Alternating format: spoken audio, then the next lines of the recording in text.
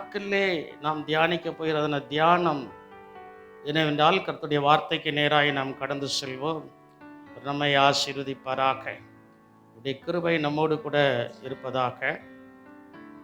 அவர் நமக்கு செய்ய போகிறதான ஒரு காரியம் என்னவென்றால், நுகங்களை, பாரங்களை, சுமைகளை அவர் முறிக்கிற தேவனாய் என்ன செய்கிறார்? இருக்கிறார். நம்மளால் தாங்க முடியல.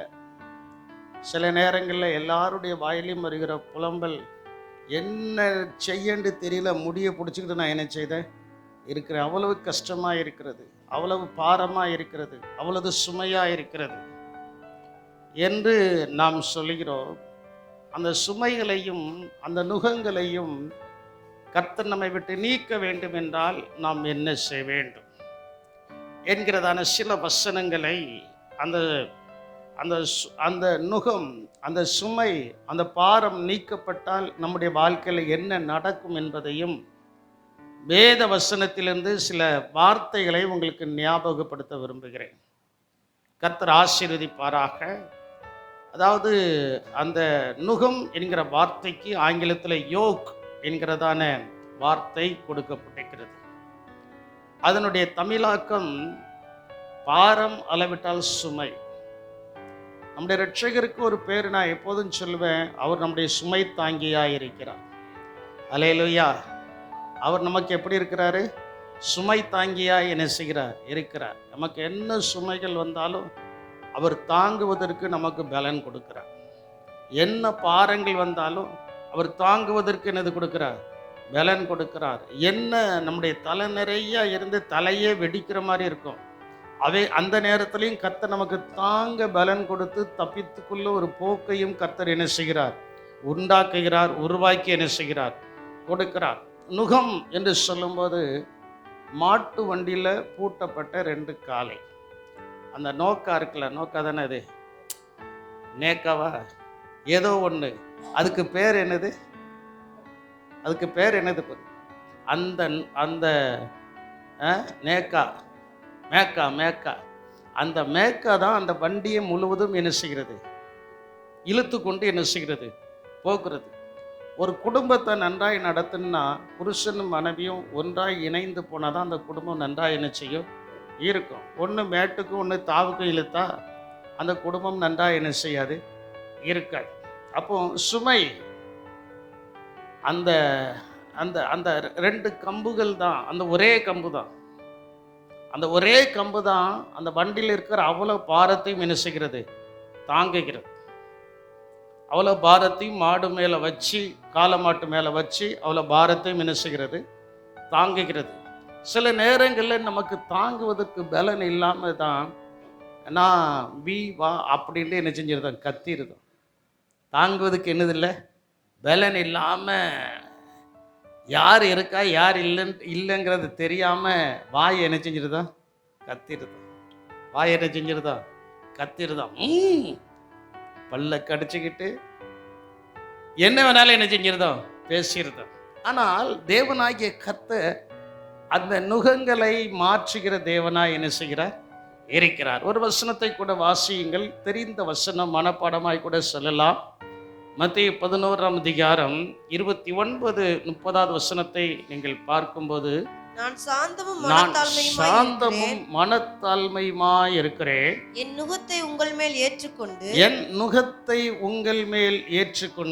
என்னிடத்தில் கற்றுக்கொள்ளுங்கள். அப்பொழுது உங்கள் ஆத்துமாக்களுக்கு இளைப்பாறுதல் கிடைக்கும். சரி, நான் சாந்தமும் மனத்தாழ்மையுமாய் இருக்கிறேன், என் நுகத்தை உங்கள் மேல் ஏற்றுக்கொண்டு என்னிடத்தில் கற்றுக்கொள்ளுங்கள். அந்த சுமைகளை நாம் தாங்க வேண்டும். அவரவர்கள் தங்கள் சிலுவை எடுத்துக்கொண்டு இயேசுவை பின்பற்ற வேண்டும். சிலுவை என்பது ஒரு பெரிய சுமை.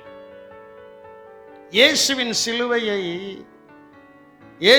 சிலுவையை இன்னொருவன் தோல்ல வச்சு சுமக்க சொல்லும்போது அவனால் என்ன செய்ய முடியல? சுமக்க முடியல. அதனால்தான் இயேசப்பா சொன்னாரு, அவனவன் தன் சிலுவை எடுத்துக்கொண்டு, அவனவன் தன் சிலுவை எடுத்துக்கொண்டு என்னை பின்பற்றி வர கடவன். அப்போ சிலுவை, ஏன் சிலுவையை நீங்க தூக்க முடியாது? உங்க சிலுவையை நானே என்ன செய்ய முடியாது, தூக்க முடியாது. நம் எல்லாருடைய முதுகிலையும் ஒரு சிலுவை என்ன செய்கிறது இருக்கு. நம்ம எல்லாருடைய முதுகிலையும் என்னது இருக்கு? சிலுவை இருக்கிற. சிலுவை சுமப்பதினால் சிந்தையே என்ன செஞ்சிடும். அப்போ சிலுவை இல்லைன்னா உங்களுக்கு கெட்ட சிந்தை உண்டாகும். சிலுவை இருந்தா சொல்ல மாட்டேங்கிங்களே, என் கூட நீங்க வரணும், அப்படின்னா தான் நீங்க லகுவாக்கப்பட முடியும். சிலுவை இல்லைன்னா கெட்ட சிந்தை. சிலுவை இருந்தால் அந்த கெட்ட சிந்தனைகள் வராது, நல்ல சிந்தனையை நம்மை ஆட்கொள்ளும். கிறிஸ்துவின் சிந்தையே உங்களை ஆள கடவது என்று சொல்லப்பட்டிருக்கிறது. அங்கே என் நுகத்தை உங்கள் மேல் ஏற்றுக்கொண்டு, என் நுகத்தை உங்கள் மேல் ஏற்றுக்கொண்டால் தேவனுடைய சிலுவையை நாம் ஏற்றுக்கொண்டு அவரிடத்துல போய் என்ன செய்யணும், கற்றுக்கொள்ளணும். அவர் எப்படி இருக்கிறார்? சாந்தமும் மனத்தாழ்மையுமா இருக்கிறார். ஆசிரியர்கள் 100% சாந்தமும் மனத்தாழ்மையுமா என்ன செய்யணும், இருக்கணும். அதுதான் நல்லது. இயேசு ஒரு ஆசிரியர். சில நேரங்கள் அவர் ஆசிரியராக இருந்திருக்கிறார், சில நேரங்களில் அற்புதராக இருந்திருக்கிறார், சில நேரங்களில் வசனத்தை போதிக்கிறவராக இருந்திருக்கிறார், சில நேரத்தில் கோபக்காரராக என்ன செஞ்சிருக்கிறாரு. ஒரே ஒரு இடத்துல அவர் கோபப்பட்டிருக்கிறார். எல்லாம் அவரிடத்துல இருந்துச்சு. என்ன டிபார்ட்மெண்ட் வேணுமோ அந்த டிபார்ட்மெண்ட் அவரிடத்தில் நாம் என்ன செய்யலாம், பார்க்கலாம். we can see all the department to see Christ. அவரிடத்துல எல்லா டிபார்ட்மெண்ட்டுகளையும் என்ன செய்யலாம், பார்க்கலாம். இப்போ அவர் சொல்கிறதான ஒரு காரியம், என்னிடத்தில் வந்து கற்றுக்கொள்ளுங்கள், அப்பொழுது உங்கள் ஆத்மாக்களுக்கு என் நுகம் மெதுவாயும். அடுத்த வசனத்தை வாசியுமா. என் நுகம் மெதுவாயும், என் நுகம் மெதுவாயும், என் சுமை லகுவாயும் இருக்கிறது. என் சுமை லகுவாயும் என்ன செய்கிறது, பார்க்கிறதுக்கு கடினமா இருக்கும். பார்க்கிறதுக்கு இந்த மனுஷனா இவர்களா என்ற ஒரு கடினமான சூழ்நிலைமை தெரியும். ஆனா கூட போய் பழகி கூட இருந்து பார்த்தா தான் அவங்கள்ட்ட இருக்கிற நற்குணங்கள் என்ன செய்யும், தெரியும், வெளிப்படும். அதே போல இயேசுவை பார்க்கும்போது அவர்களுக்கு கொஞ்சம் கஷ்டமா தான் இருக்கும்.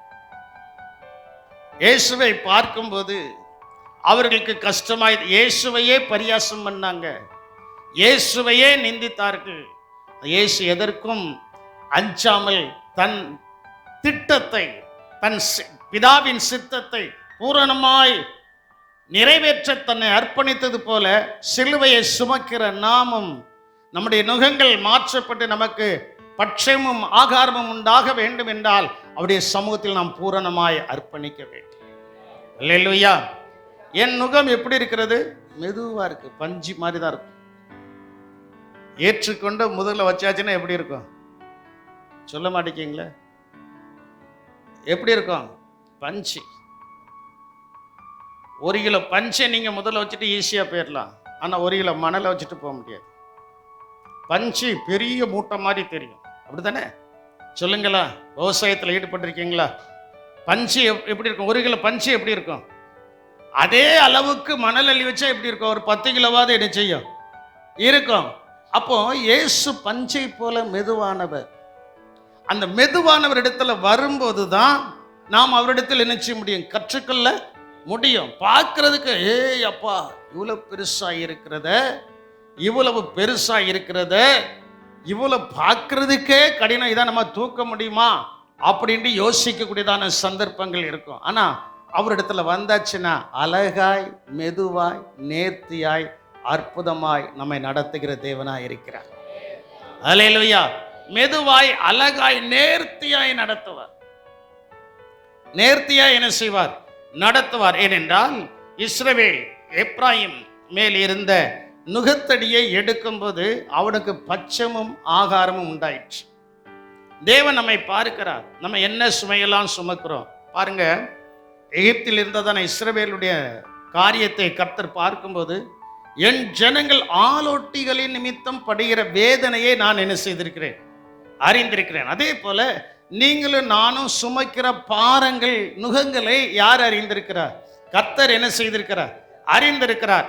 அவைகளை அவர் பார்த்து சும்மா விடுவதில்லை. ஓசியாவுக்கு எழுதின தீர்க்கதரிசன புஸ்தகம் 11ஆம் அதிகாரம் 4வது வசனத்தை நீங்கள் எடுத்து வாசிக்கும் போது அங்க ஆண்டவர் அழகாய் சொல்லுகிறார். 2 காரியத்தை அவர் செய்கிறார். அங்க வாசியுங்கள். மனுஷரை கட்டி இழுக்கிற அன்பின் கயிறுகளால் நான் அவர்களை இழுத்தேன். ஆண்டவர் நம்மளை எப்படி இழுத்தாரா? அன்பின் கயிறு. வடத்தை போட்டு இழுக்கல. எதை போட்டு இழுத்திருக்கிறாரு? அன்பின் கயிறுகளால் அவர்களை இழுத்தேன். அவர்கள் கழுத்தின் மேல் இருந்த நுகத்தடியை எடுத்து போடுகிறவர் போல் இருந்து, பாருங்க, ஆண்டவர் சொல்றாரு, அவர்கள் பட்சமாய் சாய்ந்து. ஆண்டவர் நம்முடைய பட்சமாய் என்ன செய்கிறாரு? நம்முடைய பட்சத்துல யாரும் இல்லைன்னு நீங்க வருத்தப்படாதீங்க. நாம் சுமக்கிற பாரம், எனக்கு வருகிற கஷ்டம், எனக்கு வருகிற துன்பம், எனக்கு வருகிற வியாகுலங்கள், என்னால் ஒன்றுமே செய்ய முடியல. நீங்கள் ஒருவேளை சொல்லலாம், எனக்கு டெய்லி கண்ணீரின் பாதை தானா, நான் டெய்லி கண்ணீர் வடிச்சுக்கிட்டே தான் இருக்கணுமா அப்படின்னு கேட்கலாம். இல்லை, இன்றைக்கு ஆண்டவர் சொல்கிறதான காரியம் என்னவென்றால், உங்களுடைய சுமைகளை கர்த்தர் நீக்கி, உங்களுடைய பாரங்களை கர்த்தர் நீக்கி, உங்கள் பட்சமாயிருந்து. யார் பட்சமாய்? என் பட்சமாயிருந்து கர்த்தர் என்ன செய்கிறாராம்? அவர்களுக்கு ஆகாரம் கொடுத்தே. தேவன் நம்முடைய பட்சத்திலிருந்து, தேவன் நம்முடைய பட்சத்திலிருந்து சுமைகளை, பாரங்களை நீக்கி, நுகங்களை நீக்கி, நம்முடைய பட்சத்திலிருந்து நமக்கு நல்ல ஆகாரம் தாரார். அல்லேலூயா. நல்ல ஆகாரத்தை கர்த்தர் என்ன செய்கிறாரு? தருகிறார். நல்ல சாப்பாடு, நல்ல சாப்பாடு. உலகத்துல டாக்டர்ஸ்ட போகும்போது நீங்க இதை சாப்பிடாதீங்க, அதை சாப்பிடாதீங்கன்றதான் சொல்லுவாங்க. ஆனா ஏசப்பாவிடத்துல வரும்போது அவர் சொல்லுவார், நீங்கள் திருப்தியாய் புசித்து. அல்லேலூயா.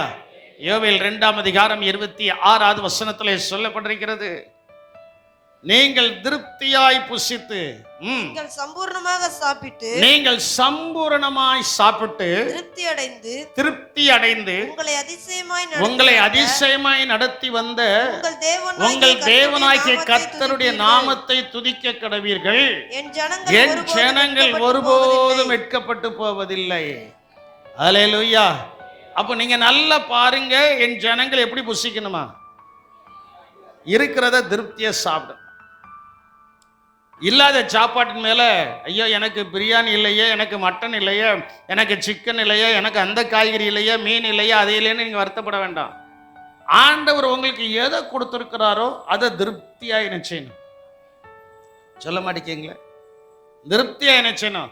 சாப்பிட்டு அப்படியே நாமத்தை துதிக்கும் போது அவர் நம்முடைய பட்சமாயிருந்து நமக்கு வருகிற பலவீனமாகிய சுமை, நமக்கு வருகிற வியாதியாகிய சுமை, நமக்கு வருகிற கண்ணீராகிய சுமை, நமக்கு வருகிற எந்த விதமான பாரங்களாக இருந்தாலும், எந்த விதமான சுமையாக இருந்தாலும், எந்த விதமான நுகங்களாக இருந்தாலும், கர்த்தர் நம்முடைய பட்சத்தில் இருந்து நம்மை விடுதலையாக்கி நல்ல ஆகாரம் கொடுத்து நம்மை திருப்தியாக்கி கொண்டே இருக்கிறார்.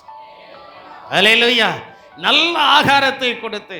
எனக்கு ரொம்ப பிடிச்சதான அந்த வசனம் அந்த பிற்பகுதியிலே சொல்லப்பட்டிருக்கிறது, கர்த்தர் என் பட்சமாயிருந்து, என் பட்சம் சாய்ந்து. யார் பட்சம் சாய்ந்து? மற்றவர்கள் பட்சத்தில் சாயல, மற்றவங்க பட்சத்தில் என்ன செய்யல? சாயல. கர்த்தர் நம்முடைய பட்சத்தில் சாய்ந்து நமக்கு என்னது கொடுக்கிறாரு? ஆகாரம் கொடுக்கிறார். அல்லேலூயா. நல்லா நீங்க சிந்திச்சுக்கிடுங்க. ஒரு கோடீஸ்வரன் வீட்டில் எல்லாம் இருக்கு, வேலைக்காரர்கள் நிறைய பேர் இருக்கிறாங்க, எல்லாம் இருக்கு. அங்கிருந்து கேப்ப கூழ் வருது. அந்த கேப்பக்குள்ள சீனியும் இல்லை, அந்த கேப்பக்குள்ள உப்பும் இல்லை. யார் சாப்பிட முடியும்? யார் சாப்பிட முடியும்? சிந்திச்சு பாருங்க. ஆனால் ஆண்டவர் நமக்கு அப்படி வைக்கவில்லை. எல்லாத்தையும் என்னதான் இருக்கட்டுமே, சுகர் எவ்வளவுதான் இருக்கட்டுமே, சால்ட் எவ்வளவுதான் இருக்கட்டுமே, கொழுப்பு சத்து எவ்வளவுதான் இருக்கட்டுமே, எல்லாவற்றுக்கும் மேலாக கர்த்தர் என் பட்சமாய் சார்ந்து நல்ல சாப்பிடுவதற்கு, அந்த நுகங்களை முறித்து நல்ல சாப்பிடுவதற்கு கர்த்தர் நமக்கு உதவி செய்திருக்கிறார். அல்லேலூயா, அல்லேலூயா.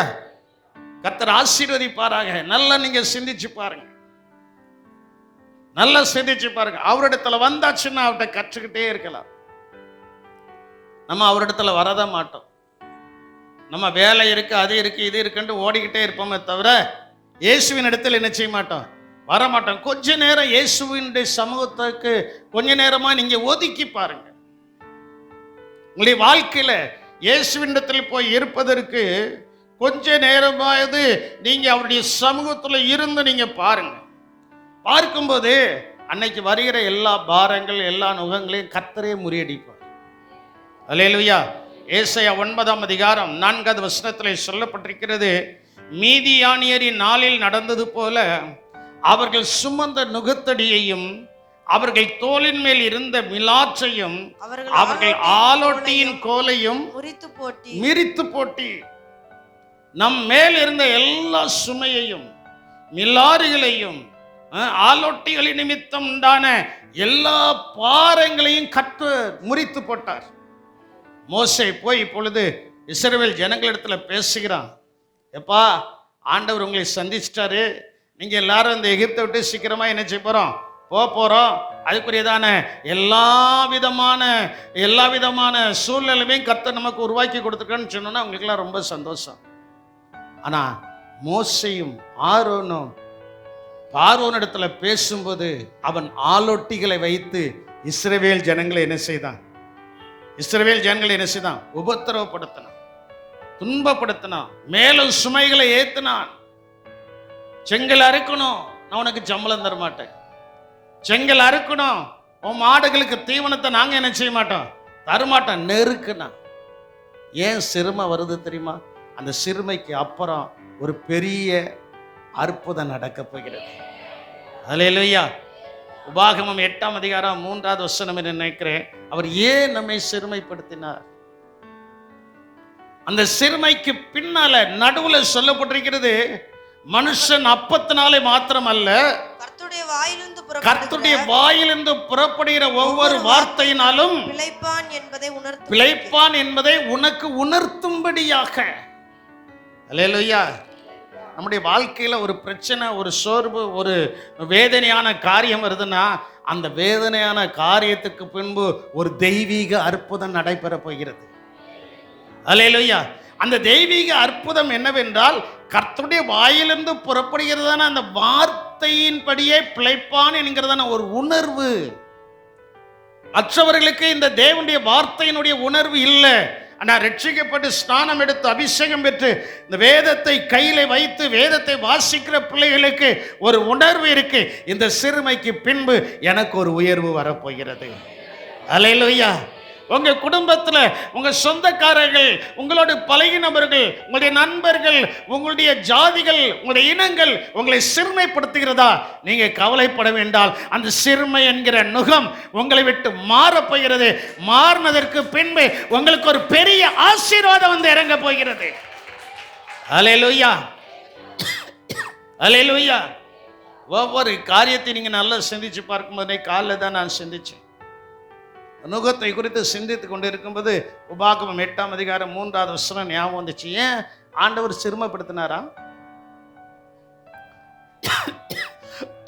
ஏன் சிறுமைப்படுத்தினாரா? கர்த்தருடைய வாயிலிருந்து புறப்படுகிற ஒவ்வொரு வார்த்தையினாலும் பிழைப்பான் என்பதை உணரத்தக்கதாக. நமக்கு நல்ல உணர்வு இருக்கணும். சிலுவை முதுகுல இருக்குதுன்னா நமக்கு ஒரு உணர்வு இருக்கணும். இயேசு நம்மை நடத்துகிறார். அல்லேலூயா. யார் நடத்துகிறார்? என்ன இயேசு என்ன செய்கிறார்?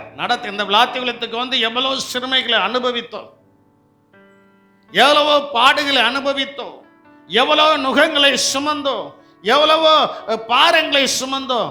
அவைகள்ல சுமப்பதற்கும் தாங்குவதற்கும் கர்த்தர் பலன் கொடுத்து இன்னைக்கு நல்ல ஆசீர்வாதத்தில் வைத்திருக்கிறார். அல்லேலூயா.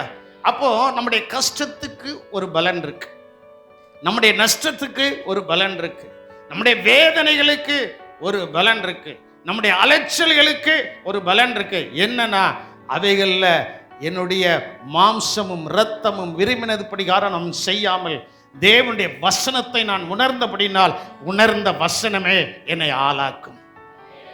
அல்லேலூயா. எந்த வசனத்தை உணர்கிறோமோ அந்த வசனம் நம்ம என்ன செய்யும்? ஆளாக்கும். அந்த வசனம் நம்ம என்ன செய்யும்? ஆளாக்கும். வசனம் நம்ம என்ன செய்யும்? உயர்த்தும். வசனம் நம்ம என்ன செய்யும்? பெரிய ஸ்தானத்துல கொண்டு போய் நிறுத்தும். இன்னைக்கு உலகத்தில் இருக்கிறதான பெரிய ஸ்தானம் உலகத்தோடு அழிந்து போகும். ஆனா நாம் அழியாத தெய்வீக அந்த ஞானத்தை பெற்று எல்லா நுகங்களும் முறிக்கப்பட்டவர்களாய் மகிமையாய் வாழ்ந்து அந்த மகிமைக்குள்ள பிரவேசிக்கும் போதுதான் அந்த ஐஸ்வர்யவானுக்கு ஒரு உணர்வு வரும். ஐயோ ஐயோ, அவன் மகிமைக்குள் பிரவேசித்தான் லாசரு. நான் உலகத்துல நல்லதான் இருந்தேன், அந்த நேரங்களில் நான் உணரல, அந்த நேரத்தில் நான் என்ன செய்யல, உணரல. அவன் எவ்வளவோ பாடுகளை சகித்தான், எவ்வளவோ துன்பங்களை சகித்தான், எவ்வளோ நிந்தைகளை சகித்தான், எவ்வளவோ நுகங்களை சகித்தான். சகித்து கடைசியா நாட்கள் வரும்போது அவன் மகிமைக்குள் பிரவேசித்து அந்த மகிமையின் ராஜாவோடு கூட இருந்தான். அதே போல நாமும் அந்த உலகத்தில் இருக்கும்போது தேவனுக்காக சகலத்தையும் சகிக்கும் போது ஆண்டவர் சொல்கிறதான ஒரு வார்த்தை என்னவென்றால், இம்மைக்குரிய ஆசீர்வாதங்களினாலும் மறுமைக்குரிய ஆசீர்வாதங்களினாலும் கர்த்தர் நம்மை ஆசீர்வதிக்க அவர் போதுமான உண்மையான தேவனாய் இருக்கிறார். அல்லேலூயா. எனக்கெல்லாம் ஆசை, என் கண்கள் காண நாம் பெத்த பிள்ளைகளும் என் ஆவிக்குரிய பிள்ளைகளும் உயர்ந்த ஸ்தானத்தில் இருக்க வேண்டும். அல்லேலூயா. என் கண்கள் காணவே ஒருவரும் கடனோடு கூட இருக்கக்கூடாது. அவர்கள் கடன் இல்லாமல் எதை சாப்பிட்டாலும் திருப்தியாய் சாப்பிட்டு தேவ ராஜ்யத்திற்கு வருவதற்கு ஆயத்தமாய் இருக்க வேண்டும். இது என்னுடைய ஜெபம். விசுவாசிகளை குறித்து என்னுடைய ஜெபம். அவர்கள் கடனோட வரணும், சர்ச்சுக்கு கடனோட என்ன செய்யணும்? வரணும். வந்ததுக்கு அப்புறம் கர்த்தரை ஆராதிக்க கர்த்தர் ஒரு வாசலை திறந்து கொடுத்து கடன்கள் எல்லாவற்றையும் கொடுத்து முடித்து விட்டு கடன் இல்லாமல் வாழ கர்த்தர் எனக்கு உதவி செய்தார் என்று பலரிடத்துல போய் சொல்ல வேண்டும். அல்லேலூயா. பலரிடத்துல போய் அந்த கடன் என்கிறதான ஒரு நுகம், கடன் என்கிறதான ஒரு சுமை, கடன் என்கிறதான ஒரு பாரம், இது உங்களை விட்டு நீங்க வேண்டும் என்றால் கர்த்தரிடத்துல கற்றுக்கொள்ள வேண்டும். கர்த்தரிடத்துல கற்றுக்கொள்வதற்கு எவ்வளவு நேரத்தை நீங்க ஒதுக்குறீங்க? தேவனிடத்தில் கற்றுக்கொள்வதற்கு நீங்க எவ்வளவு நேரத்தை ஒதுக்குறீங்க? அந்த நேரம்தான் உங்களுடைய சுமையையும் உங்களுடைய பாரங்களையும் உங்களுடைய நுகங்களையும் லகுவடைய என்ன செய்கிறது? இல்ல, நான் ஆண்டோடைய சமூகத்தில் ஞாயிற்றுக்கிழமை மட்டும் நான் வருவேன். ஞாயிற்றுக்கிழமை மட்டும் வந்ததுனாலேயே இவ்வளவு ஒரு ஆசீர்வாதம் இருக்குன்னா, உங்க வீட்டில் இருக்கும்போதும் சில மணி நேரத்தை நீங்க ஆண்டவருக்காக ஒதுக்கியாச்சுன்னா பெரும் ஆசீர்வாதத்தின் பங்காளர்களாக கர்த்தர் உங்களை மாற்றப் போகிறார். பெரும் ஆசீர்வாதத்திற்கு. ஒருவேளை நீங்கள் சிறிய வீட்டில் வாழலாம். நான் அடிக்கடி சொல்லியிருக்கிறேன், நான் வசித்ததான வீடு நல்ல தம்பி ஐயா ஞானமணிமா அவர்கள் கூரை வீட்டில் இருந்தாங்க. அதே போல தான ஒரு வீடு தான் எங்கள் அம்மா கட்டி வச்சிருந்த வீடு. அது இப்போ இல்லை, எடுத்துக்கிட்டாங்க ஊரில். கர்த்தருக்கு ஸ்தோத்திரம். அது இல்லை, எல்லாவற்றையும் விட்டோம். இன்னைக்கு ஆண்டவர் பன்மடங்கு ஆசீர்வதித்திருக்கிறார். அந்த நுகத்தை சுமப்பதற்கு, அந்த சுமையை தாங்குவதற்கு, அந்த பாரங்களை தாங்குவதற்கு கர்த்தரே பலன் கொடுத்து அவைகள் எல்லாவற்றையும் நீக்கி எங்களை ஆசீர்வதித்தது போல உங்களையும் கர்த்தர் ஆசீர்வதிப்பார். ஆனா சிலுவை முதுகுல இருக்கணும். எது இருக்கணும்? சொல்ல மாட்டேங்கல. எது இருக்கணும்? நல்லா என்னைய கவனிக்கணும். என்ன முதுகுல என்னது இருக்கணும்? சிலுவையை சுமக்க நிந்தை நீங்கிரும். சிலுவையை சுமக்க கடின் சொற்கள் நீங்கிரும். சிலுவையை சுமக்க நாம் அனுபவிக்கிறதான எல்லா பாடுகளும் நீங்கிவிடும். கிறிஸ்துவின் சிந்தை நமக்கு உண்டாகும். அந்த கிறிஸ்துவின் சிந்தை உண்டவுடனே கிறிஸ்துவுக்குள் இருக்கிற சகல ஆசீர்வாதங்களும் நமக்கு இறங்கும். அல்லேலூயா. என்னன்னா அவரே சொல்லியிருக்கிறாரு, நாம் ஐஸ்வர்யவான்கள் ஆகும்படி நமக்காக அவர் என்ன செய்தாரா? தரித்திரரானார். அந்த இயேசு சொல்லுகிறதான நல்ல வார்த்தை.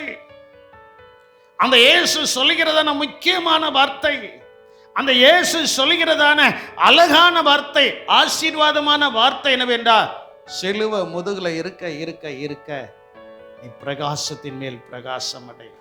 நான் உன் பட்சமாய் சாய்வேன், நான் உன் பட்சமாய் என்ன செய்வேன், இருப்பேன். பார்வோனோடு கூட கர்த்தர் இருக்கல, அந்த சிலுவையை சுமந்ததான, அந்த பாரங்களை சுமந்ததான இஸ்ரவேலரோடு கூட கர்த்தர் என்ன செய்தார், இருந்தார். நடந்தது என்ன, சில மாதங்கள் சிறுமையை அனுபவித்தார்கள். அதை தான் நான் சொல்ல வரேன். சில மாதங்கள், ஒருவேளை சில வருடங்கள் என்று நினைத்துக் கொள்ளுங்களாம்.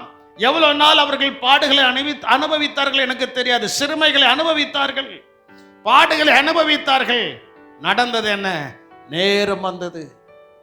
பார்வோனே சொல்கிறான், இனி என் முகத்தை நீ காணாதிருப்பாய், நீ என் முகத்தை என்ன செய்யக்கூடாது, காணாதிருப்பாய். ரைட், தேவனுடைய மனுஷன் எடுத்த தீர்மானம். சரி, நீ சொன்னதின் படிகாரமே என்ன செய்வதாக, ஆக கடவதாக. ஆண்டவருடைய சமூகத்தில் போய் ஜெபம் பண்ணா, அந்த சங்காரம், அந்த தேவனுடைய கோபம் இஸ்ரவேல் ஜனங்களுடைய வீட்டில் வராதபடிக்கு ஆண்டவர் ஒரு நியமனத்தை உருவாக்கினார்.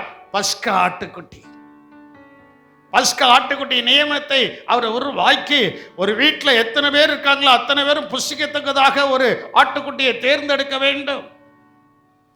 தேர்ந்தெடுத்து அந்த இரத்தத்தை நிலைக்கால்களில் என்ன செய்யப்பட்டிருக்கணும், தெளிக்கப்பட்டிருக்கணும். அந்த இரத்தத்தை பார்த்து சங்கரிக்கிறதான தூதன் இஸ்ரவேலின் எல்லைக்குள்ளே என்ன செய்ய மாட்டான், வரமாட்டான். இந்த நுட்பம் யாருக்கு தெரியல, பார்வோனுக்கு தெரியல. உங்களுடைய பக்கத்தில் இருக்கிற புறஜாதி ஜனங்களுக்கு தெரியாத ஒரு நுட்பத்தை கர்த்தர் உங்களுக்குள்ளே வைத்திருக்கிறார். அல்லேலூயா. உங்களுக்குள்ள கர்த்தர் என்ன செய்திருக்கிறார், வைத்திருக்கிறார். அவன் பாருங்க, ரத்தம் பூசியாச்சு, பஸ்காவை சாப்பிட்டாச்சு. ஆண்டவர் சொல்றார், புறப்பட்டு போ. ஆண்டவரே, இவ்வளோ வருஷம் நாங்கள் இருக்கிற, எனக்கு எந்த பிஎஃப்பும் இல்லை, எந்த கிராஜுவேட்டும் இல்லை, அது இல்லை இது இல்லைன்னு சொல்லும்போது ஆண்டவர் சொன்னார், போ, பார்வோன்ட்ட போ. அவன் வீட்டில் இருக்கிற பொருள் எல்லாம் கேளு, அவன் வீட்டில் இருக்கிற தங்கத்தை கேளு, அவன் வீட்டில் இருக்கிற வெள்ளியை கேளு, அவன் வீட்டில் கோடி கோடியாக வச்சிருக்கிறவங்கள அதெல்லாம் கேளு, உனக்கு தருவதுக்கு நான் இரக்கம் பாராட்டுவேன். ஆண்டவர் சொன்னதான வார்த்தை அதுதான். நான் என்ன செய்வேன், எனக்கு அவ்வளோத்தையும் வாங்கிக்கிட்டு போகும்போதும் ஒரு சிறுமை. என்ன சிறுமைன்னா, பின்னால பார்வோன் வருகிறான், முன்ன ரெண்டு சைடும் என்னது இருக்கிறது, மலைகள் இருக்கிறது, முன்னால என்னது இருக்கு, செங்கடல் இருக்கு. ஐயோ, தப்பவே முடியாத, என்ன ஆண்டவரே செய்ய. அங்க இருந்தாலாவது நாங்கள் சும்மா வேலை என்கிற ஒரு சுமை மட்டும் சுமந்து நல்லா சாப்பிட்டுட்டு நிம்மதியாக இருந்தோம். இப்போ எங்கள் ஜீவன் தப்ப, நாங்கள் வழியே இல்லை.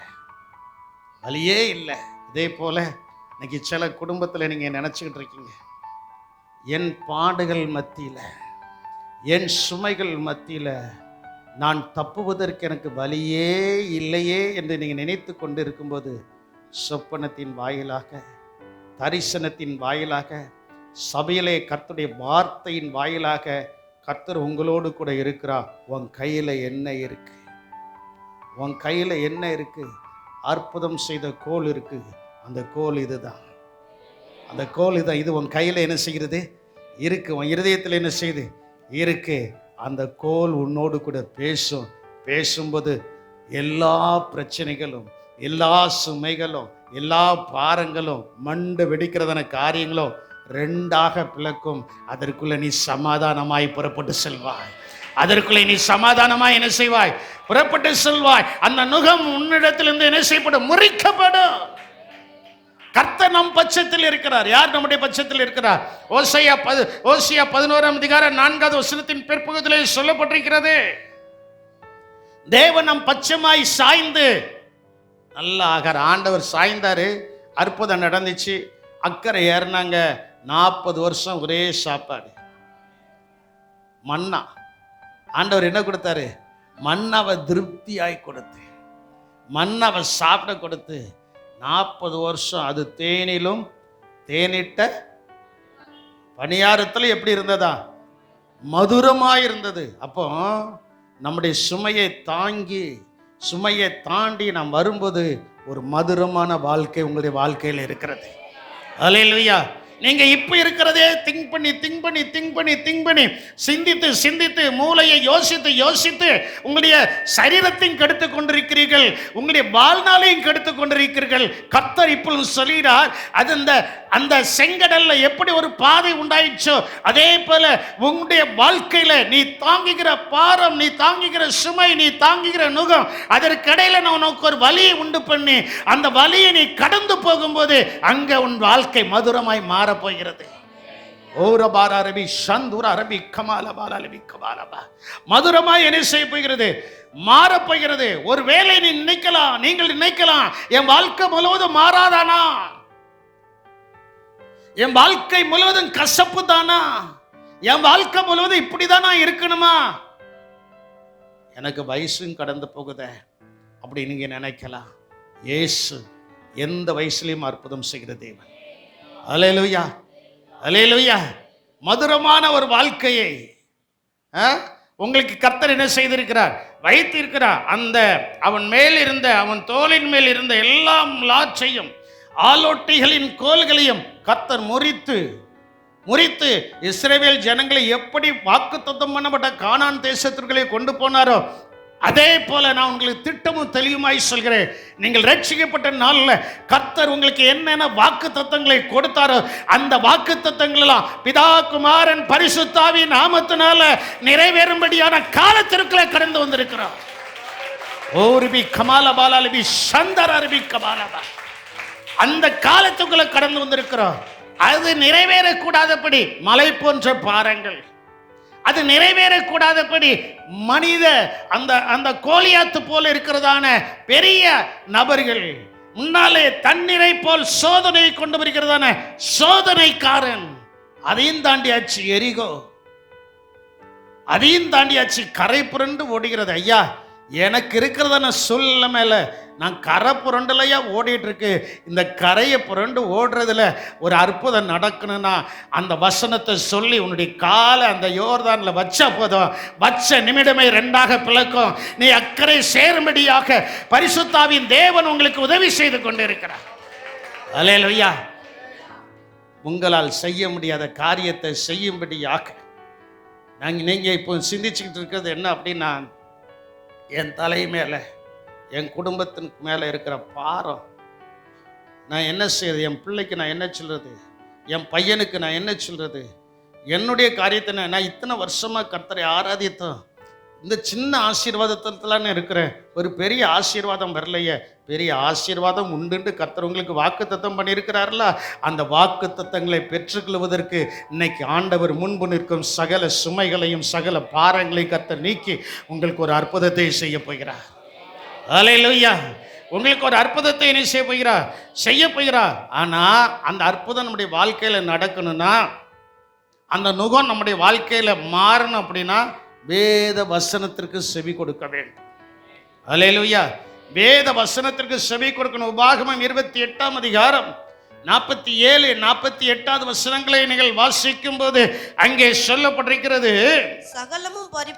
சகலமும் பரிபூர்ணமாய் இருக்கையில் நீ மனமகிழ்ச்சியோடும் களிப்போடும் உன் கர்த்தரை சேவியாமற் போனது நிமித்தம் சகலமும் குறைப்பட்டு பட்டினியோடும் தாகத்தோடும் நிர்வாணத்தோடும் கர்த்தர் உனக்கு அனுப்பும் சத்துருக்களை சேவிப்பாய். அவர்கள் உன்னை அழித்து தீர்மட்டும் ஈர்ப்பு நுகத்தடிகளை உன் கழுத்தின் எப்பொழுது கர்த்தருக்கு செவி கொடுக்காமல் போனதின் நிமித்தம். ஆண்டவர் எத்தனையோ திருப்பங்களே உங்கள்கிட்ட பேசியிருக்கிறார். சொப்பனத்தின் வாயிலாக, தரிசனத்தின் வாயிலாக, வசனத்தின் வாயிலாக, நம்முடைய குடும்பத்தில் இருக்கிற மனைவியின் வாயிலாக, புருஷனின் வாயிலாக, ஈவன் கை குழந்தையாக இருக்கிற அந்த பிள்ளைகள் நிமித்தமாகவே கர்த்தர் நம்மிடத்தில் என்ன செஞ்சிருக்கிறாரு? பேசியிருக்கிறார். ஆகாத ஒரு கழுதையை கொண்டு பெரிய தீர்க்கதரிசனுடைய மதிக்கேட்டை திருப்பினதான கர்த்தர் ஏன் நம்ம வீட்டில் இருக்கிற குழந்தையை கொண்டு நம்மகிட்ட பேச மாட்டார்? ஏன் நம்ம வீட்டில் இருக்கிற பிள்ளைகளை கொண்டு நம்மகிட்ட பேச மாட்டார்? அவர் எத்தனையோ திருப்பி பேசியிருக்கிறார். கர்த்தருடைய வார்த்தைக்கு செவி கொடுக்காமல் போனது நிமித்தம் அந்த இன்னும் நுகம் நீக்கப்படலை. இன்னும் நுகம் என்ன செய்யல? சுமை நம்மளை விட்டு என்ன செய்யல? தாங்கல, போகல. அந்த சுமை நம்ம விட்டு போகணும் அப்படின்னா வார்த்தைக்கு பூரணமாய் என்ன செய்யணும்? செவி கொடுக்கணும். இரண்டாவது, இஸ்ரவேல் ஜனங்களுக்கும் ரெகொபெயாமுக்கும் ஒரு போராட்டம். செவி கொடுக்க மனம் இல்லை. இஸ்ரவேல் ஜனங்கள் போய் கேட்குறாங்க, அப்பா உங்க அப்பா ரெகொபெயாம்கிட்ட கேட்குறாங்க, உங்க அப்பா கடினமான நுகத்தை எங்கள் தொழில் மேல் என்ன செய்தார்?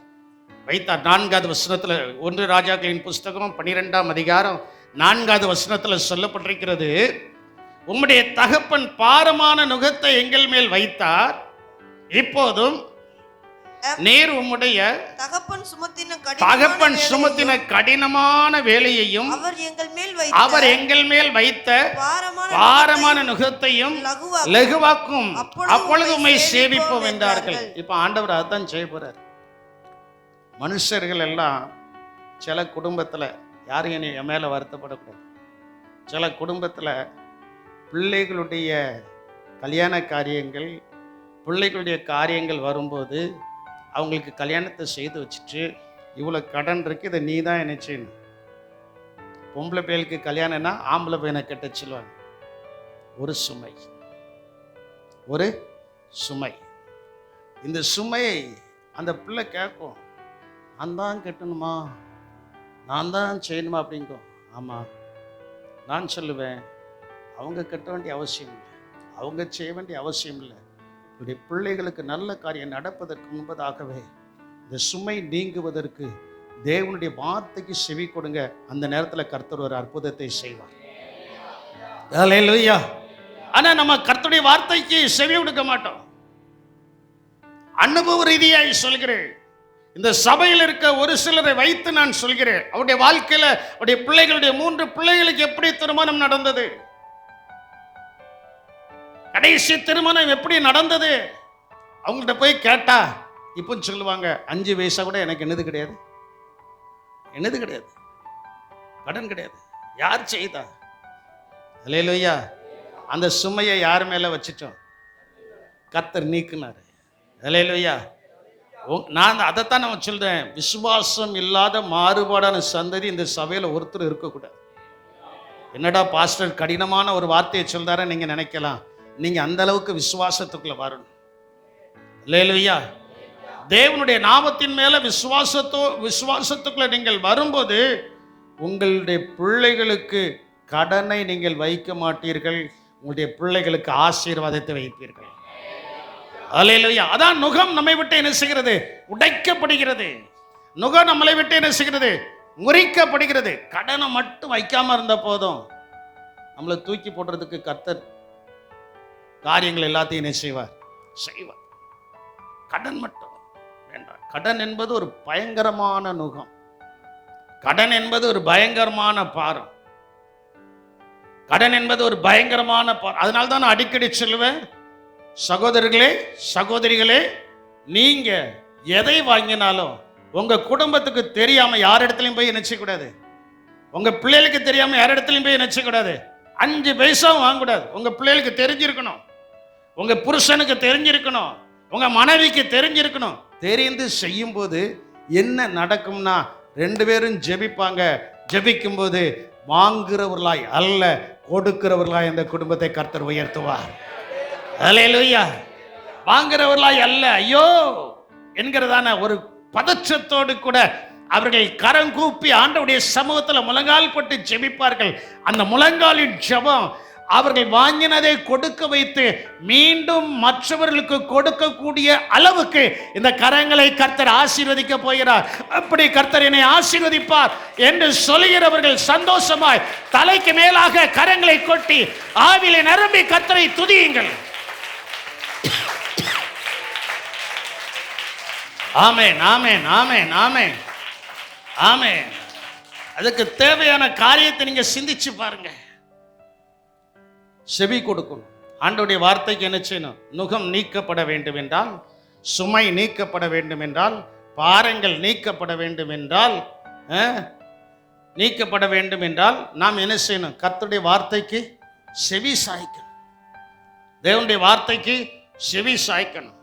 அந்த இடத்துல அதான் சொல்லப்பட்டிருக்கிறது. 1 ராஜாக்களின் புஸ்தகம் 12:14 சொல்லப்பட்டிருக்கிறது. அவன் சொல்லுதான், என் தகப்பன் உங்கள் நுகத்தை பாரமாக்கினார். உங்கள் நுகத்தை பாரமாக்கினார், நான் உங்கள் நுகத்தை அதிக பாரமாக்குவேன். தகப்பன்மார்களே, தாய்மார்களே, பிள்ளைகளே, நீங்கள் எந்த பாரத்தையும் மற்றவர்கள் மேல் வைக்காதீர்கள். அல்லேலூயா. என் தகப்பன் உங்கள் நுகத்தை பாரமாக்கினார், நான் உங்கள் நுகத்தை அதிக பாரமாக்குவேன். என் தகப்பன் உங்களை சவுக்குகளினால் தண்டித்தார், நான் உங்களை தேள்களினாலே என்ன செய்வேன், தண்டிப்பேன் என்று ஜனங்களுக்கு கடினமான உத்தரவு சொன்னான். ஆனால் நானும் நீங்களும் ஆராதிக்கிற நமது பரம தகப்பனாகிய இயேசு கடினமாய் சொல்ல மாட்டார். அரவணைத்து அன்பாய் முத்தங்கள் கொடுத்து சொல்கிறார், நான் உனக்கு ஒரு வாசலை திறக்க போகிறேன், நான் உனக்கு ஒரு புதிய வாசலை திறக்க போகிறேன், அந்த வாசல் உனக்கு ஆசீர்வாதங்களை கொண்டு வரும். அல்லேலூயா. உலகத்தில் இருக்கிறதான தாய் தகப்பன்மார் சில நேரத்தில் தன் பிள்ளைகளுக்கு கடினமான உத்தரவு கொடுத்திருக்கிறார். கடினமான உத்தரவு யாருக்கும் கொடுக்காதீங்க. மனம் இருக்கட்டும். மனம் இல்லை. செவி கொடுக்க யாருக்கு மனம் இல்லை? ரெகோபயாமுக்கு என்னதில்லை? மனம் இல்லை. இன்னைக்கு இந்த இடத்துல கர்த்தரை ஆராதிக்கிற பிள்ளைகளுக்கு கர்த்தருடைய வார்த்தைக்கு செவி கொடுக்க மனம் இல்லாமல் போனால் அவருடைய நுகங்கள், அவருடைய பாரங்கள், அவருடைய சுமைகள் அவர்களை விட்டு என்ன செய்யாது? நீங்காது. ஆனால் செவி கொடுத்தால் ஆண்டவரே உம்முடைய வசனம் இப்படி சொல்றியா, என் மகனை இப்படி ஆசீர்வதியும், என் மகளை இப்படி ஆசீர்வதியும், என் தாய் தகப்பனை இப்படி ஆசீர்வதியும், எல்லா ஜனங்களுக்கு முன்பு ரட்சிக்கப்பட்டேன்னா இப்படி இருக்கக்கூடாதியா, இருந்திருக்கணும் அப்படின்ட்டு நல்ல துணியோடு கூட ஆண்டவருடைய சமூகத்தில் முழங்கால் போட்டு ஒரு சொட்டு கண்ணீர் நீங்கள் விட்டு ஜெபம்னா நீங்கள் மனுஷனிடத்தில் கண்ணீர் சிந்தாதபடிக்கு அந்த கண்ணீரின் ஜெபம் உங்களுக்கு ஒரு பெரிய ஆசீர்வாதத்தை கொண்டு வரும். அல்லேலூயா. இன்னைக்கு அநேகருடைய வாழ்க்கையில் இருப்பது என்ன? மனுஷனிடத்துல போய் கண்ணீர் சிந்துதாங்க. மனுஷங்களிடத்துல கண்ணீர் சிந்துறதை நிறுத்தி விட்டு அண்டா சராசரத்தையும் படைத்த சர்வ வல்லமை உள்ள சர்வ சிருஷ்டியாகிய இயேசுவினிடத்துல போய் ஒரு சொட்டு கண்ணீர் விட்டாச்சுன்னா போதும். நான் மனுஷனிடத்தில் கண்ணீர் விட மாட்டேன். மனுஷர்களுக்கு முன்பு, மாம்சமானவர்களுக்கு முன்பு நான் கண்ணீரை சிந்த மாட்டேன். என் கண்ணீர் தெய்வீக சமூகத்தில் வடிக்கப்பட்டிருக்கிறனால் அந்த கண்ணீரை கர்த்தர் எதில் வச்சிருக்கிறாரா? துருத்தியில் வச்சு அதை அளவு போட்டுக்கிட்டே இருக்கிறார். அந்த அளவு நிறைவேறும் போது உங்களுக்கு ஒரு ஆசீர்வாதம் உண்டாகும். அல்லேலூயா. அளவு நிறைவேறும் போது உங்களுக்கு ஒரு ஆசீர்வாதம் என்ன செய்யும்? உண்டாகும். அதே போல நம்முடைய சுமை நீங்கன்னா அந்நிய நுகத்தில் அவிசுவாசிகளுடன் என்ன செய்யக்கூடாது? பிணைக்கப்படக்கூடாது. நல்ல சாட்சி நீங்க கேட்டுங்க. நல்ல சாட்சிகள். நம்முடைய பிள்ளைகள் எல்லாருக்கும் கர்த்தர் ஒன்றை வைத்திருக்கிறார். ஆசீர்வாதத்தை கர்த்தர் என்ன செஞ்சிருக்கிறார்? வைத்திருக்கிறார். அப்போ கழுத்தில் இருக்கிறதான பாரம் நீங்கப்படுவதற்கு அபிஷேகம் நம்மை இறங்க வேண்டும். அபிஷேகம்தான் அந்த பாரங்களை முறிக்கும். அபிஷேகம் தான் அந்த பாரங்களை என்ன செய்யும்? முறிக்கும். ஏசாயா 10:27 சொல்லப்பட்டிருக்கிறது, அந்நாளில் உன் தோளில் நின்று அவன் சுமையும் உன் கழுத்தில் நின்று அவன் நுகமும் நீக்கப்படும், அபிஷேகத்தின் நுகம் முறிந்து போம். அபிஷேகத்தில் இறங்கணும். சும்மா ஆராதனைக்கு வந்தோம், கையை தட்டணும், ஆவியில் நிரம்பணும் அப்படின்னா அந்த ஆலயத்தை விட்டு போகும்போதே எல்லா ஆசீர்வாதமும் இங்கே தான் இருக்குமே தவிர உங்கள் கூட என்ன செய்யாது? வராது. உங்களோட ஆசீர்வாதம் வரணும். ஆண்டவர் உங்களோடு கூட வந்து அற்புதங்கள் செய்யணும். உங்கள் இல்லத்தில் அற்புதங்கள் செய்யணும். உங்களுடைய உள்ளத்தில் அற்புதம் செய்யணும். உங்களுடைய குடும்பத்தில் அற்புதம் செய்யணும். இங்கே எப்படி ஆவியில் நிரம்பினீர்களோ அதே போல் உங்களுடைய வீட்டில் ஒரு நேரமாவது ஆவியில் நிரம்பணும். அல்லேலூயா. ஆவியில் நிரம்புறதுக்கு பதில் சிலர் வித்தியாசமான ஆவியில் நிரம்பியிருந்தாங்க. எப்படி? எவ்வளோதான் வசனத்தை கேட்டாலும், எவ்வளோதான் தேவனுடைய வார்த்தையை கேட்டாலும், இங்கே இருக்கும்போது பெட்டி பாம்பா இருந்துட்டு வீட்டுக்கு போன உடனே வரக்கூடாது. என்ன செய்யக்கூடாது? ஜென்ம ஸ்பாவம் அழிக்கப்படும் போதுதான் ஆவிக்குரிய ஸ்பாவம் வந்து ஆவிக்குரிய ஆசீர்வாதங்களை உங்களுக்கு எனக்கும் கொண்டு வரும். அல்லேலூயா. அல்லேலூயா. ஐயனால நீங்க நல்லா பாருங்க. அபிஷேகம் பரிசுத்த ஆவியினால நிரம்பி இருக்கணும். எப்படி நிரம்பி இருக்கணும்? சொல்ல மாட்டேங்கீங்களா? சொல்ல மாட்டேங்கிங்களா? பரிசுத்த ஆவியினால நிரம்பி என்ன செய்யணும்? இருக்கணும். பரிசுத்த ஆவியினால நிரம்பி இருக்கும்போது என்ன கட்டுகளை, மந்திர கட்டு, தந்திர கட்டு, செய்வன கட்டு, பிசாசின் கட்டு, எல்லா கட்டுகளும் இயேசுவின் நாமத்தினால கர்த்தர் அதை அறுத்து தூர போட்டுருவார். எரேமியா 5ஆம் அதிகாரம் 5வது வசனத்தை நீங்கள் வாசிக்கும் போது அங்கே சொல்லப்பட்டிருக்கிறது, நான் பெரியவர்களிடத்திலே போய் அவர்களோட பேசுவேன், அவர்கள் கர்த்தருடைய வழியையும் தங்கள் தேவனுடைய நியாயத்தையும் அறிவார்கள் என்றும் சொன்னேன். அவர்களோ ஏகமாய் முகத்தடிகளை முறித்து கட்டுகளை அறுத்து போட்டார்கள். வசனத்தை கேட்கும்போது, தேவனுடைய வார்த்தையை கேட்கும்போது, தேவனுடைய கையில 6க்கு 3 ஒரு சபை பெட்டி மாதிரி ஒன்று கையில் இருக்கு. இதில் நீங்கள் எதை கேட்குறீங்க? வாலிபனே சொல்லு, நீங்கள் இதில் என்ன கேட்குறீங்க? வாலிப பிள்ளையே சொல்லு, இதில் எதை கேட்குற? நான் ஏன் வச்சிருக்கோம்னா, இடையில பாட்டு போடும்போது பாட்டுக்காக சபையில் வச்சிருக்கிறேன். தப்பி குழப்பி பாடிடக்கூடாதுல்ல. என் அன்பு தேவனுடைய பிள்ளைய, நீ எதை கேட்கிற? வசனத்தை நல்லா கேட்கணும், நல்ல பாடல்களை கேட்கணும். நல்ல தேவனுடைய வார்த்தைகளை கேட்கும்போது அங்கே என்ன நடக்கும் தெரியுமா? நான் சில நேரங்களில் புது பாடலில் பாடுதோம்னா, அந்த பாடல் பழைய பாடலாகவே இருக்கட்டும், நான் 1 மாதம் ட்ரைனிங் எடுப்பேன். இப்போ கூட ஒரு பாட்டை ட்ரைனிங் எடுத்துட்டு தானே, விட்டு கொடுக்கலே சாத்தான் கையில் என்னை ட்ரைனிங் எடுத்துக்கிட்டு இருக்கேன். எனக்குள்ள அந்த பாட்டு கரெக்டாக ஆனதுக்கப்புறம் தான் உங்களுக்கு குரூப்பில் போட்டு விடுவேன். அதுக்கப்புறம் தான் சபைக்கு என்ன செய்யும். ஒருவேளை உங்களுக்கு தெரியலாம், வசனத்தை கேளு, நல்ல பாட்டு கேளு. பாட்டு அந்த அதில் சொல்லப்பட்டிருக்கு, சாத்தான் கையில் என்ன செய்யல, மனுஷர்கள் கையில் என்ன செய்யல, விட்டு கொடுக்கல. நம்முடைய தேவன் விட்டு கொடுக்கிற தேவன் அல்ல. என்ன செய்தாலும் அடிக்கக்கூடிய இடத்துல அடிச்சு நம்மளை அரவணைச்சு விட்டு கொடுக்காம நம்மை வழி நடத்தும் தேவன். அல்லேலூயா, அல்லேலூயா. அவர்கள் வசனங்களை நியாயத்தை அறிவார்கள் என்றும் சொன்னேன். அவர்களோ ஏகமா என்ன செய்தார்களா, நுகத்தடிகளை முறித்து கட்டுகளை என்ன செய்தார்கள். அப்போ நீங்கள் உடைக்கப்படும் போது, கட்டுகள் அறுக்கப்படும் போது அந்நியன் நம்மை அடிமைப்படுத்துவதில்லை. அதான் என்னுடைய வசனம். ரட்சிக்கப்பட்டிருக்கிறோம், ஞானஸ்தானம் எடுத்திருக்கிறோம், அபிஷேகம் பெற்றிருக்கிறோம், நல்ல வசனத்தை கேட்கிறோம். நாம் யாருக்கும் அடிமை அல்ல, இயேசுவுக்கு மட்டும் அடிமை. அல்லேலூயா. இயேசுவுக்கு மட்டும் நாம் அடிமையா இருப்பதனால ஆண்டவர் பரலோகத்தின் ஆசீர்வாதங்களினாலும், வானத்துக்குரிய ஆசீர்வாதங்களினாலும், பூலோகத்துக்குரிய ஆசீர்வாதங்களினாலும் நம்மை நிரப்ப வல்லமை உள்ள தேவனாய் இருக்கிறார். அந்நியர்கள் இனி நம்மை அடிமைப்படுத்தாமல் இருக்கணும்னா எல்லா கட்டுகளையும் கர்த்தர் அறுக்கிறார். சிலர் சொல்லுவாங்க, பாஸ்டர் எங்களுக்காக நல்ல ஜெபம்னுங்க, எங்களுக்கு விரோதமா என்னெல்லாம் செய்தாங்க.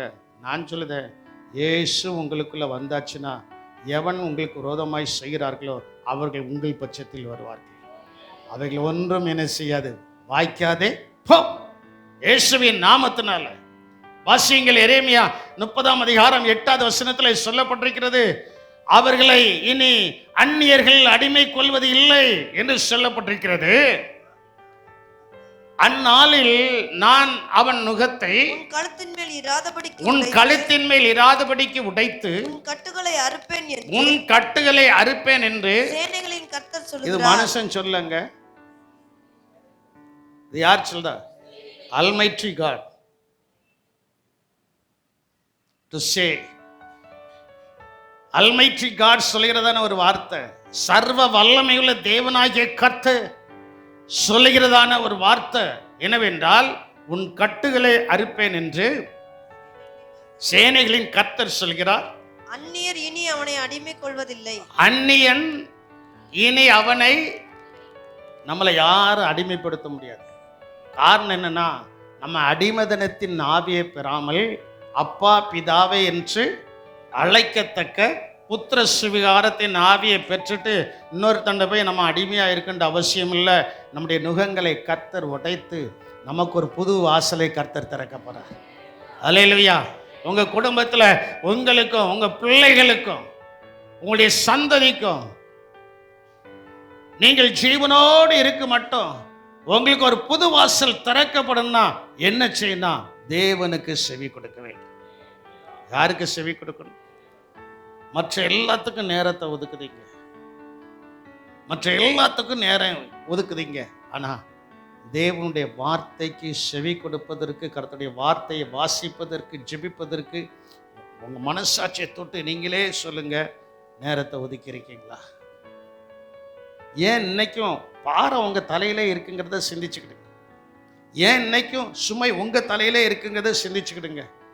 மற்றவங்களை குற்றம் சொல்ல வேண்டாம், மற்றவங்களை குறை சொல்ல வேண்டாம். நான் சொல்ற வசனத்தின் படிகாரம் நீங்க கொஞ்சம் சிந்திச்சிட்டிங்கன்னா சுமை நீக்கப்படும். ஆண்டவரே, நான் வசனத்துக்கு செவி கொடுக்கல, என் மாம்சமும் மனசு விரும்பின படிகாரம் என்ன செஞ்சிருக்கிறேன். இனி நான் அப்படி செய்ய மாட்டேன். என்னை பூரணமாய் வலியை கர்த்தருக்கு ஒப்புக்கொடு. அவரே எல்லாத்தையும் இல்லை, சிலவற்றை மட்டும் வாய்க்கை செய்வார். அப்படி சொல்லலை. அவரே. அதுக்கு நாம் என்ன செய்யணுமா? வசனத்துக்கு செவி கொடுக்கணும். அவரிடத்துல வந்து கற்றுக்கொள். 3 காரியம்தான். 1, அவரிடத்துல கற்றுக்கொள்ள வேண்டும். 2, வசனத்துக்கு செவி கொடுக்கணும். 3, ஜெபிக்கணும். ஜெபிக்கும் போதுதான் கட்டுகள் அறுக்கப்படும். ஜெபிக்கும் போதுதான் என்ன செய்யப்படும்? மற்றவங்க ஜெபம்லாம் நான் உங்களுக்கு சொல்றேன் 50% தாங்க. மற்றவர்கள் தான் உங்களுக்காக ஜெபிக்கிறது 50% தான் கேட்கப்படும். மீதி 50% என்ன செய்யணும்? நீங்க ஜெபிக்கணும். அவரவர்கள் என்ன செய்யணும்? அதுக்கு ஒரு உதாரணத்தை சொல்லி நான் முடிக்க போறேன்.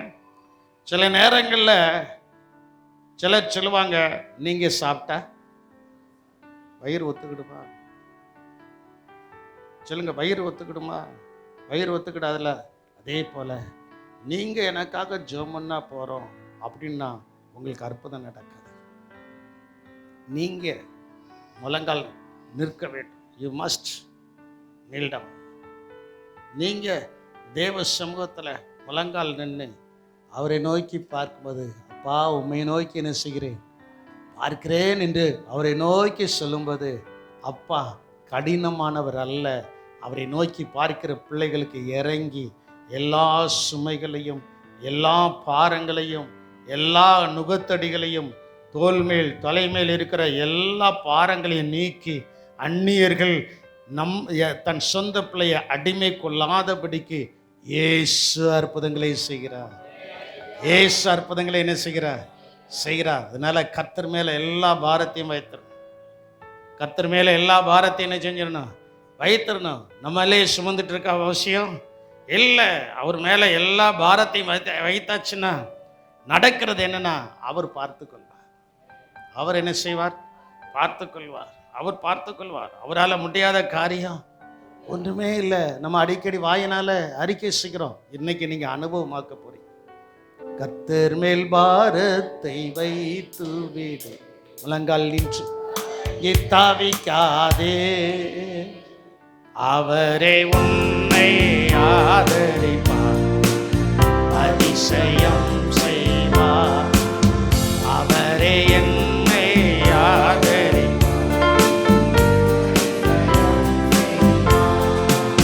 நீதிமான் தள்ளாட விட மாட்டார், நித்தமும் காத்து நடத்திடுவார். நீதிமான் தள்ளாட விட மாட்டார், நித்தமும் காத்து நடத்திடுவார். கர்த்தர் மேல் பாரத்தை வைத்து வலங்கி தவிக்காதே. ஆமென். அவரே உன்னை ஆதரிப்பார், அதிசயம் செய்வார். அவரே என்னை ஆதரிப்பார், அதிசயம் செய்வார். தகப்பனும் தாயும் கைவிட்டாலோ அவரே நம்மை அணைத்துக் கொள்வார். தகப்பனும் தாயும் கைவிட்டாலோ அவரே நம்மை அணைத்துக் கொள்வார்.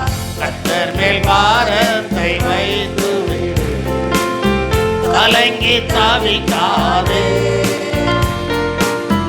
அவரே உன்னை ஆதரிப்பார், அதிசயம் செய்வார். அவரே என்னை ஆதரிப்பார், அதிசயம் செய்வார். கர்த்தர் நம் சார்பில் இருக்கும் போதே நமக்கு எதிராய் நிற்பவன் யார்? கர்த்தர் என் சார்பில் இருக்கும் போதே எனக்கு எதிராய் நிற்பவன் யார்? கர்த்தர் மேல் பாரத்தை வைத்து விடு, கலங்கி தவிக்காதே, அவரே என்னை ஆதரிப்பார், அதிசயம் செய்வார்.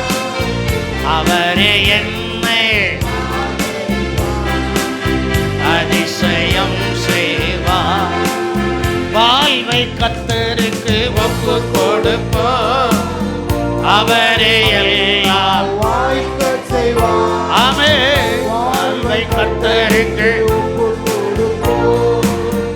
அவரே எல்லாம் வாய்க்கச் செய்வார். கர்த்தர் மேல் பாரங்கள் நீக்கப்படுவதற்கு, நோகங்கள் நீக்கப்படுவதற்கு, சுமைகள் நீக்கப்படுவதற்கு அவர் மேல் வச்சிரு, அவர் மேல் வைத்து விடுங்கள். அதிசயம் செய்வார். அவரே என்னை ஆதரிப்பார், அதிசயம் செய்வார். என்றும் அவரில் மகிழ்ந்திருப்போம், இதய விருப்பம் நிறைவேற்றுவார். என்றும் அவரில் ஆமென் நிறைவேற்றுவார். கர்த்தர் மேல் பாரத்தை வைத்து விடு, கலங்கி தவிக்காதே, அவரே என்னை ஆதரிப்பார், அதிசயம் செய்வார். நன்றாய் சிந்தித்து பாருங்கள். ஒரே ஒரு நிமிடம் நான் கேட்டதான தேவனுடைய வார்த்தை என்னை தொற்றிருக்கிறது. இனி நான் கர்த்தரிடத்துல கற்றுக்கொள்வேன், இனி நான் கர்த்தரிடத்துல கற்றுக்கொள்வேன், இனி நான் கர்த்தருடைய வார்த்தைக்கு செவி கொடுப்பேன். என் கட்டுகள் அறுக்கப்படும்படியாக அந்நியன் இனி என்னை அடிமை கொள்ளாதபடிக்கு நான் ஏசப்பாவை முழங்கால் என்று பார்ப்பேன், அவருடைய சமூகத்தில் காத்திருப்பேன் என்று சொல்கிறவர்கள் மட்டும் தலைக்கு மேலாக கரங்களை உயர்த்தி தன்னை அர்ப்பணித்து கர்த்தரை ஸ்தோத்திரியுங்கள். ஹல்லேலூயா. மே ஸ்தோத்திரம் கர்த்தாவே, உமக்கு ஸ்தோத்திரம் ஸ்தோத்திரம் ஸ்தோத்திரம் ஸ்தோத்திரம். இயேசுவே மே துதிக்கிற கர்த்தாவே, உமக்கு ஸ்தோத்திரம். எங்கள் அன்பின் ரட்சகரே, அர்ப்பணித்து கரங்களை உயர்த்தியிருக்கிறார்கள். இனி இவர்கள் அழுது கொண்டு இருக்க வேண்டிய அவசியம் இல்லை, இனி இவர்கள் சுமைகளை சுமந்து கொண்டிருக்கிற அவசியம் இல்லை, இவர்கள் இனி பாரங்களை சுமக்க வேண்டிய அவசியம் இல்லை. எல்லாவற்றிலிருந்து கர்த்தர் விடுதலை கொடுக்கும்படியாக தன்னை உமக்கு அர்ப்பணித்திருக்கிறார்கள். நான் உம்மிடத்தில் வந்து கற்றுக்கொள்வேன் என்றும், நான் உம்மிடத்தில் ஆண்டவரே உம்முடைய வசனத்திற்கு செவி கொடுப்பேன் என்றும், என்னுடைய கட்டுகள், என்னுடைய ஆசீர்வாத குறைவுகள், சாபங்கள் எல்லாம் நீங்கப்படும்படியாக என்னுடைய முழங்கால் நின்று உம்மை மட்டும் நோக்கி பார்ப்பேன் என்றும், ஆண்டவரே தன்னை அர்ப்பணித்த பிள்ளைகளுடைய வாழ்க்கையில் இன்னைக்கு என்னென்ன ஆசீர்வாதங்கள் சொல்லப்பட்டுச்சோ அந்த ஆசீர்வாதமான வார்த்தைகள் எல்லாம் வாழ்க்கையிலே ஆமென் என்றும் நிறைவேறும்படியாய் ஜெபிக்கிறேன். ஆசீர்வதியும், கிருபை கூட இருக்கட்டும், பலப்படுத்தும். இயேசுவின் நாமத்தில் ஜெபிக்கிறோம் ஜீவனுள்ள நல்ல தகப்பனே, ஆமென். ஸ்தோத்திரம். எல்லாரும்